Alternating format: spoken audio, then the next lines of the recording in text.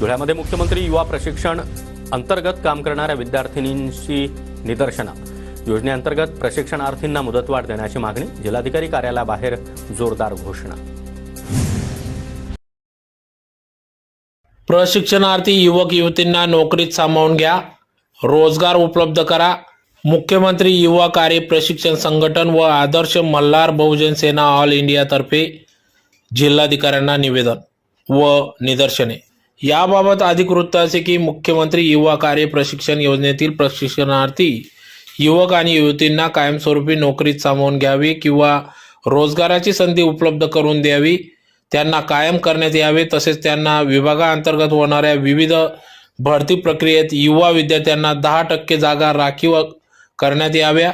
शासकीय निमशासकीय नोकरदारांना प्रासंगिक रजा, वैद्यकीय रजा, वेतन भत्ते देय करावे अशा विविध मागण्या घेत या ठिकाणी मुख्यमंत्री युवा कार्य प्रशिक्षण संघटनेचे तालुका अध्यक्ष ललित देवरे, मार्गदर्शक तथा साक्रिय उपसभापती ॲडव्होकेट नरेंद्र मराठे, तालुका उपाध्यक्ष सौ पल्लवी तोरवणे, गणेश भांबरे, दिव्या पाटील, जयश्री खैरनार, राहुल बदाने, राजू कोकणी, रोहिणी पाटील, उज्ज्वला वाघ तसेच आदर्श मल्हार बहुजन सेना ऑल इंडियाचे संस्थापक अध्यक्ष अभिलाल देवरे त्यांचे सहकारी यांनी या ठिकाणी जिल्हाधिकाऱ्यांना निवेदन दिले। तर येत्या काळात याबाबत दखल न घेतल्यास आदर्श मल्हार सेना ऑल इंडियाचे अभिलाल देवरे यांनी आंदोलनाचा इशारा दिला आहे।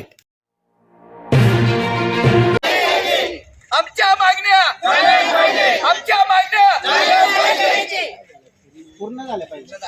आमच्या अभी नहीं तो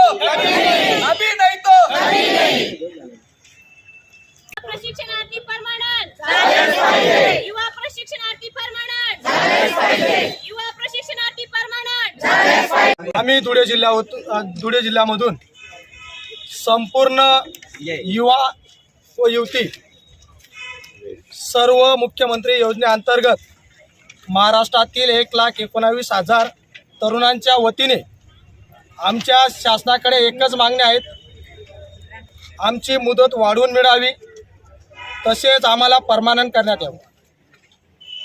ज्या प्रकारे आम्ही मुख्यमंत्री साहेबांच्या पाठीमागे भक्कमपणे उभे होतो, त्यांना सत्तेवर आणलं, त्याच पद्धतीने शासनाने सुद्धा आम्ही सुशिक्षित बेरोजगार होतो, आम्हाला बेकार करू नये। गेल्या 4 महिन्यापासून आम्ही ज्या आस्थापनावर काम करत आहोत सगळ्यांना त्याच ठिकाणी परमानंट करण्यात यावा, आमची मुदत वाढवण्यात यावी। आम्हाला 25 ते 30,000 मानधन सुद्धा वाढवून देण्यात यावं। एवढंच नसून शासकीय ज्या नियम असतील, जे परमानंट लोक आहेत त्यांच्यासारखा अटी आम्हाला सुद्धा देण्यात यावं। जर असं शासनाने आमचं जे आहेत त्यांना जर परमानंट केलं नाही, आमची मुदत वाढवली नाही, तर आम्ही येणाऱ्या काही दिवसांनी रस्त्यावरती जसे मनोज जरांगे साहेब असतील किंवा ओबीसीचे नेते आके साहेब असतील त्यांच्यासारखं त्यांच्यापेक्षा जास्त तीव्र स्वरूपाने संपूर्ण राज्यामध्ये रस्ता रोको आंदोलन करू।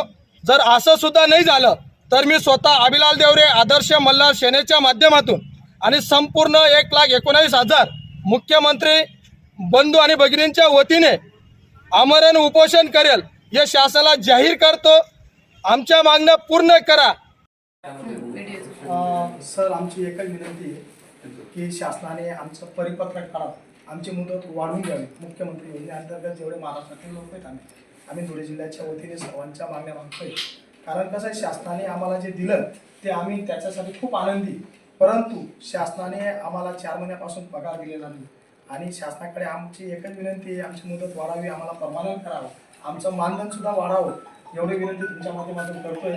आमचा निरोप शासनापर्यंत पोहोचवला असं मागे मागणी केली, आपण पुढे पाठवली होती। यशाचं सर्वोत्तम रहस्य हेच आहे, थांबायचं नाही,